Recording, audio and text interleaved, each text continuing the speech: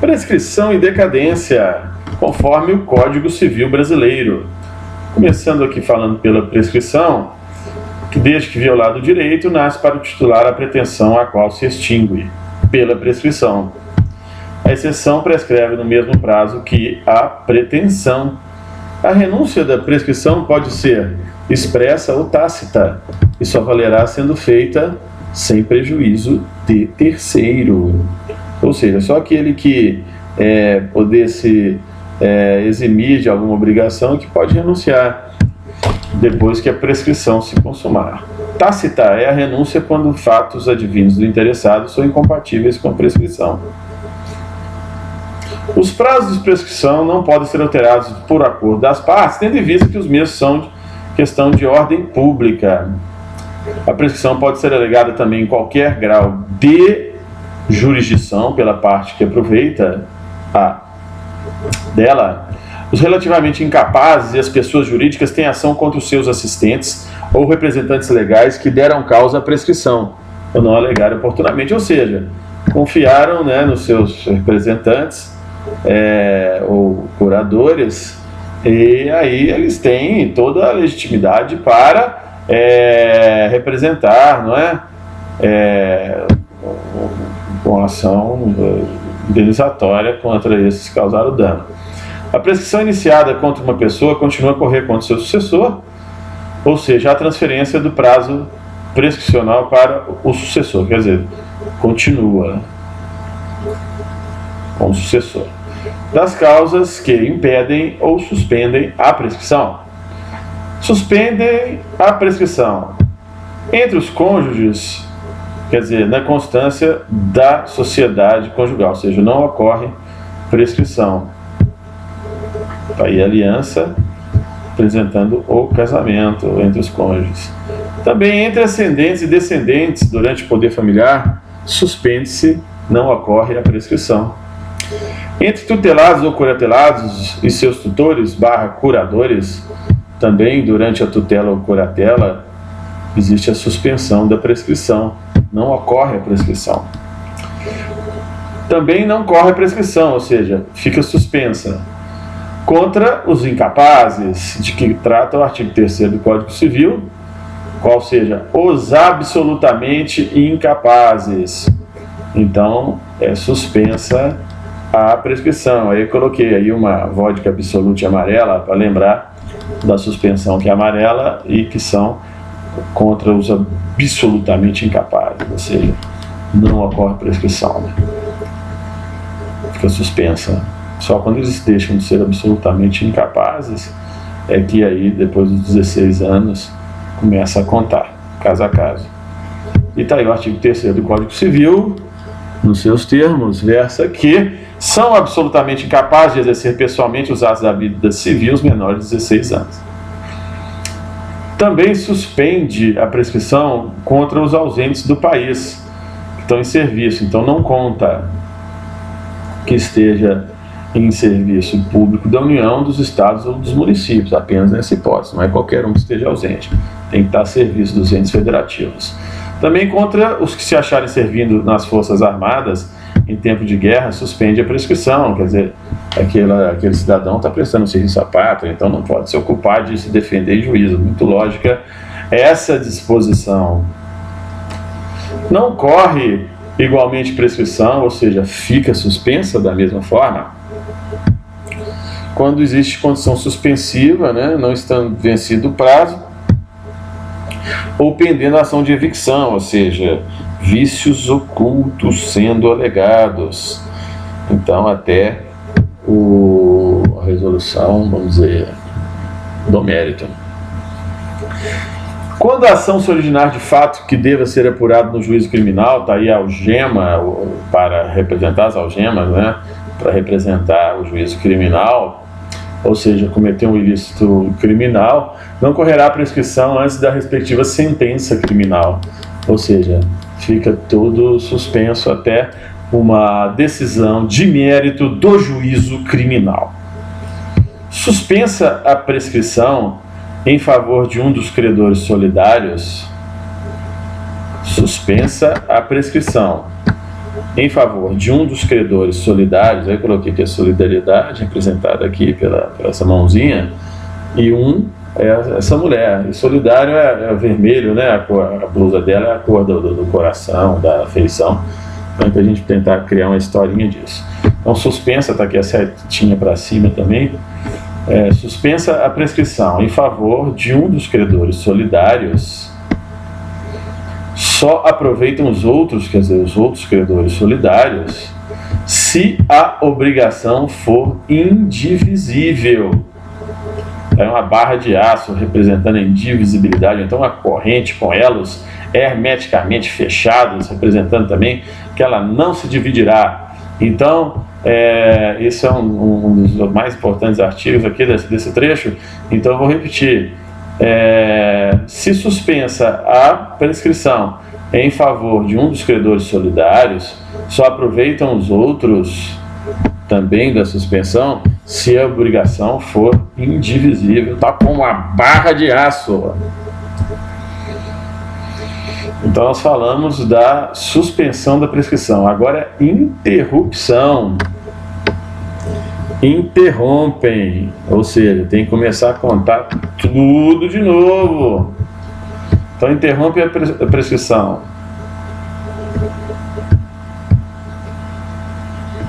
A interrupção da prescrição ocorre somente uma vez. Está aí o Fiat Uno que eu coloquei aqui, justamente para associar o uno a um. O vermelho é a interrupção da prescrição. O amarelo, retornando lá ao item anterior, é a suspensão da prescrição. Então somente poderá ocorrer uma vez, tá? O número 1 e o uno tem coisa que representa a unidade, que o um italiano, e vermelho, que é a interrupção da prescrição. Então só pode ocorrer uma vez.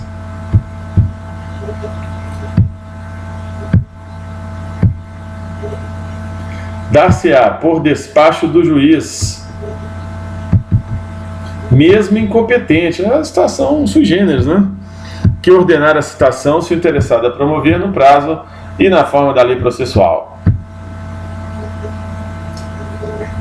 Mesmo juiz incompetente, por protesto nas condições do inciso antecedente. Ou seja, qual que é o inciso antecedente? É quando o juiz despachar que ordenar a citação. Então, se der citação gerar um protesto, então interrompe a prescrição. Está o carimbo do protesto. Por protesto cambial, então também está aí o carimbo do protesto que interrompe a prescrição. Cambial é uma nota de dólar para representar o câmbio. Ou pela apresentação de título de crédito, aí na mão uma mão apresentando aqui um título de crédito dentro do envelope, em juízo de inventário, ou seja, no caso de direitos sucessórios, né? Ou em concurso de credores, ou em juízo de inventário, se for apresentado o título de crédito, em juízo de inventário ou em concurso de credores. Então aí os três consortes credores. Então também interrompe a prescrição a apresentação de título de crédito em juízo de inventário ou em concurso de credores. Por qualquer ato judicial que constitua em mora o devedor.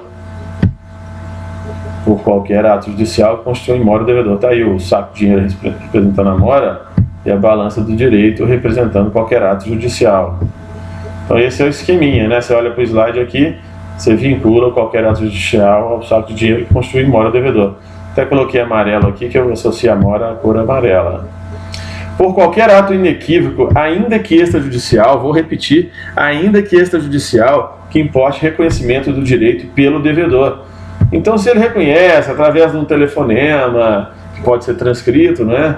Ele diz que a prova gravada é válida, já passou lá nos tribunais superiores, no STJ, desde que a pessoa participe da conversa, né?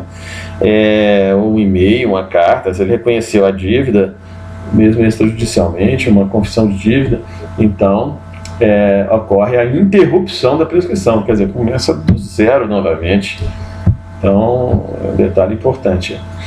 A prescrição interrompida recomeça a correr da data do ato que interrompeu ou do último ato do processo para interromper. A prescrição pode ser interrompida por qualquer interessado. Tá aí o povão, ó. Ó o povão aí. Tá aí o povão. A interrupção da prescrição por um credor não aproveita os outros semelhantemente. A interrupção operada contra o co-devedor ou seu herdeiro não prejudica os demais co-obrigados. Então tem essa coisa que só vale para aquele credor. A interrupção por um dos credores solidários aproveita os outros, assim como a interrupção efetuada contra o devedor solidário envolve os demais e seus herdeiros. Então, quando interrompe para um dos credores solidários, interrompe para os outros. Isso é importante salientar, né? E contra o devedor solidário envolve os demais e seus herdeiros. Quer dizer, expande, né, a interrupção por um dos credores solidários. E aqui a interrupção da prescrição por um credor não aproveita os outros semelhantemente, a não ser que seja solidário. A interrupção operada contra o co-devedor ou seu herdeiro não prejudica os demais co-obrigados. Agora, quando a interrupção ocorrer para um dos credores solidários, aproveita aos outros, assim como a interrupção efetuada contra o devedor solidário envolve os demais e seus herdeiros.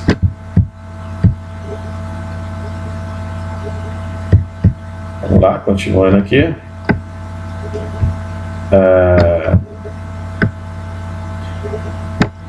A interrupção produzida contra o principal devedor prejudica o fiador. Contra o principal devedor, ou seja, contra quem está devendo, então prejudica o fiador, quer dizer, que vai também, ele não vai contar para o fiador, vai começar tudo de novo, ou seja, a fiança dele se renova. Agora, dos prazos prescricionais, vou passar aqui rapidinho, tem um vídeo inclusive no canal disso, vou passar aqui, ó. Prescrição 6 meses para apresentação de cheque. Nesse caso, especificamente, quando se apresenta o cheque, se for da mesma praça, são 6 meses mais 30 dias. E se for da outra praça, o prazo é 6 meses mais 60 dias. 1 ano prescreve despesas de hospedagem, restaurantes, contrato de seguro, honorários de peritos, árbitros, tabeliães, cartórios, credores contra os sócios ou acionistas e liquidantes de empresa, caso de liquidação, serventuários judiciais, já falando cartórios, tudo é 1 ano.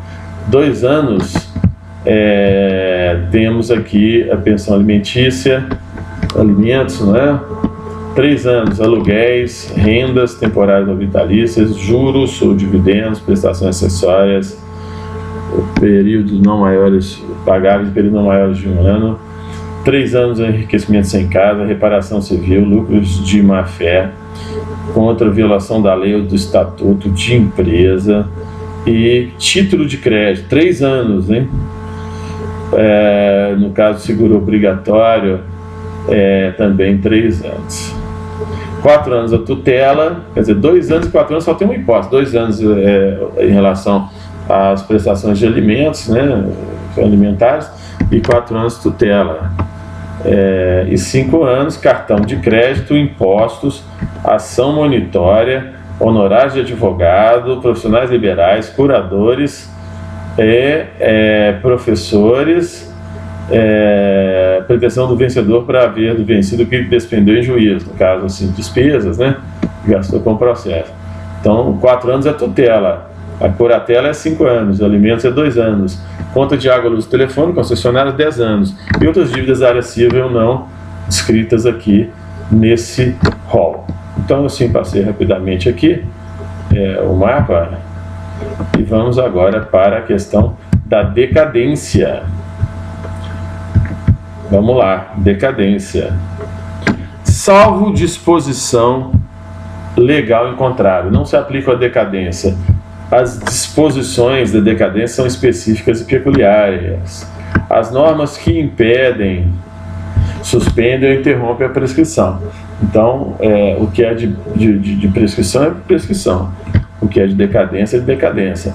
Aplique-se a decadência o disposto apenas nos artigos 195 e 198, ou seja, no aspecto da decadência, os relativamente incapazes e as pessoas jurídicas têm ação contra os seus assistentes ou representantes legais que derem causa à prescrição, no caso a decadência, ou não alegarem oportunamente. Então, quer dizer, aqueles relativamente incapazes de 16 a 18 anos e as pessoas jurídicas, está aí a fábrica, têm direito de ação regressiva contra seus assistentes ou representantes legais que derem causa à prescrição ou não alegarem oportunamente.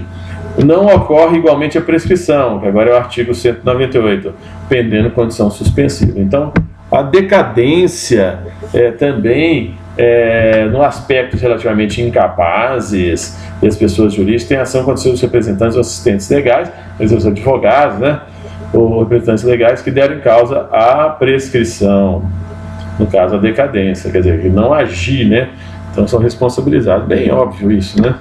É nula a renúncia à decadência fixada em lei, ou seja, quando é fixado em lei, as partes não podem renunciar, apenas quando ela não é fixada em lei. Então, o juiz pode, inclusive, por ser uma questão de ordem pública, de ofício, conhecer da decadência. Porém, se a decadência for convencional, ou seja, acordada pelas partes, a parte a quem aproveita pode alegá-la em qualquer grau de jurisdição. Por quê? Ela foi acordada, pactuada, consensada entre as partes. Logo, o juiz não pode conceder de ofício a decadência convencional, apenas a decadência legal. Está aí o papel ofício vermelho falando o seguinte: não pode conceder de ofício a decadência convencional, apenas a decadência legal. A decadência legal pode ser concedida de ofício. Observações aqui para arrematar: o direito a alimentos é imprescritível, a prescrição de prestações alimentares é de 2 anos. Quer dizer, não se perde o direito, mas você pode reivindicar 2 anos anteriores ao ajuizamento da ação. A decadência pode ser convencional ou legal, é passível de renúncia. A renúncia da decadência legal não pode ser feita, apenas da decadência convencional. Logo, a decadência legal, como é uma questão de ordem pública, pode ser concedida de ofício pelo magistrado, diferentemente da decadência convencional, que não pode ser concedida de ofício pelo magistrado. A prescrição só pode ser legal, não pode ser convencionada pelas partes. Então, uma situação bem peculiar essa da prescrição. Espero aí ter esclarecido esse tema. Bons estudos a todos e vamos tocar o barco para frente.